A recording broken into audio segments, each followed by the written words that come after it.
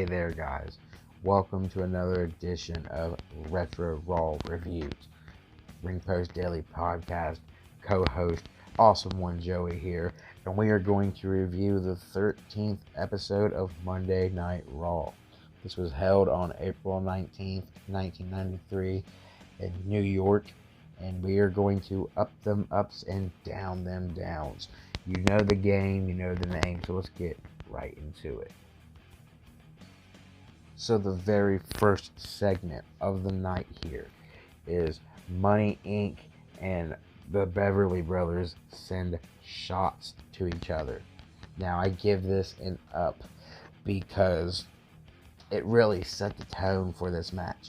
Now during this whole period from last week to this moment, one moment it's a tag title match, it sounds like, the next moment it's not, and then the next moment it sounds like it's going to be, but it's not.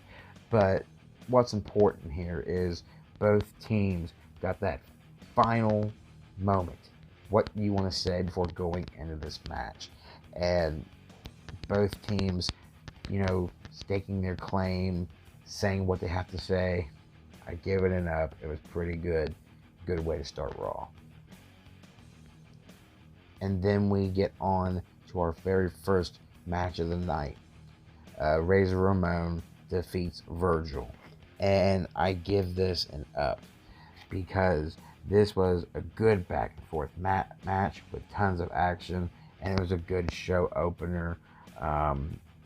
There were moments in the match where Virgil was running around getting the fans pumped up and everything, and it was just a good show opener, really. Would I say, hey, this is a match you must see? No. But it would have been a good match to see at that time on Raw. So I give it an up. And then we move on to our second match.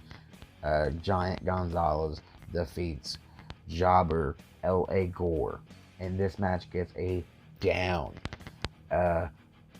First off, this match was only a minute and 20 seconds.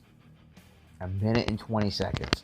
Giant Gonzalez just faced The Undertaker in probably what was his biggest match of his WWE career at WrestleMania. And here he is, about a week or two later, facing and defeating jobbers. He should have been defeating big names. He should have been fighting big names like The Undertaker. But instead, he's out here a week or two after his big bout at Mania with Taker, and he's beating jobbers in the matter of a minute and 20 seconds. Gets it down. And then we get on to our next segment. Luna Vachon sends a creepy, threatening message to Sherry, continuing their feud.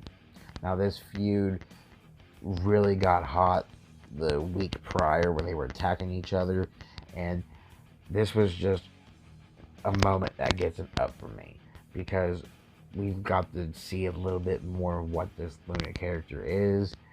Maybe her third week in a wrestling ring or wrestling show, and going out against someone like Sensational Sherry, who has tons of knowledge in this business.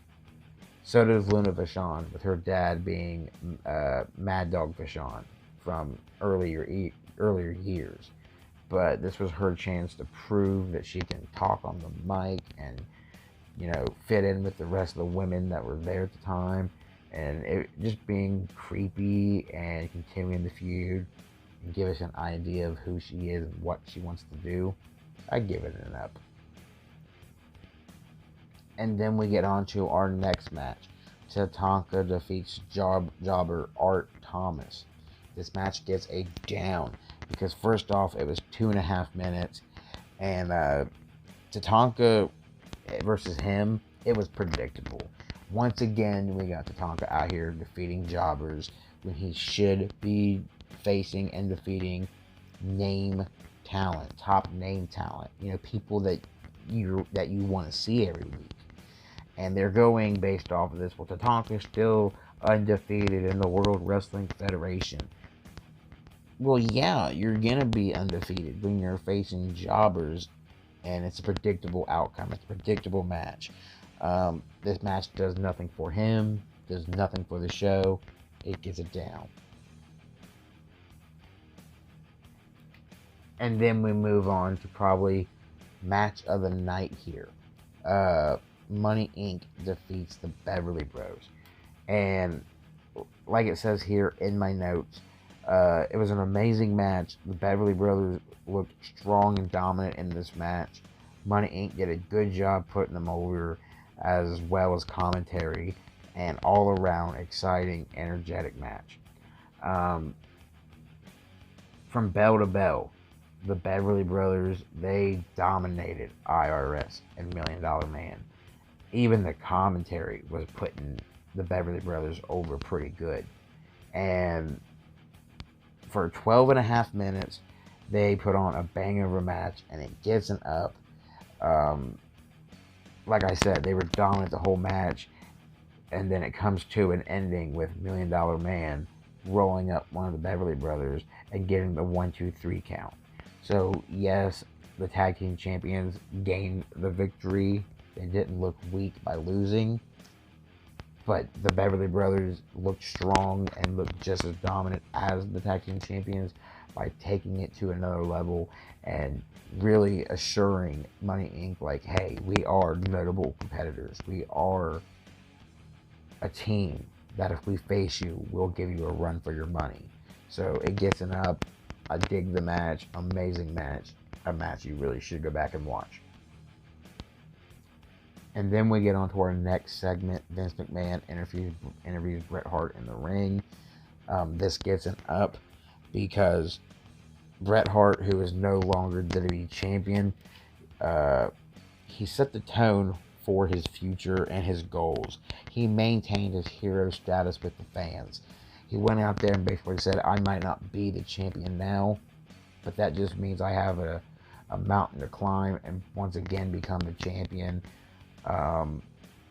I guess him and Lex Luger had some business to finish, and this was Bret going on the mic saying, I got a hit list, and it's starting with Lex Luger. I'm gonna get my title back, and I will continue my dream as the WWE champion. The fans were cheering for Bret, and he did a good job going out there maintaining his hero status. Because like I said, he lost the title at WrestleMania.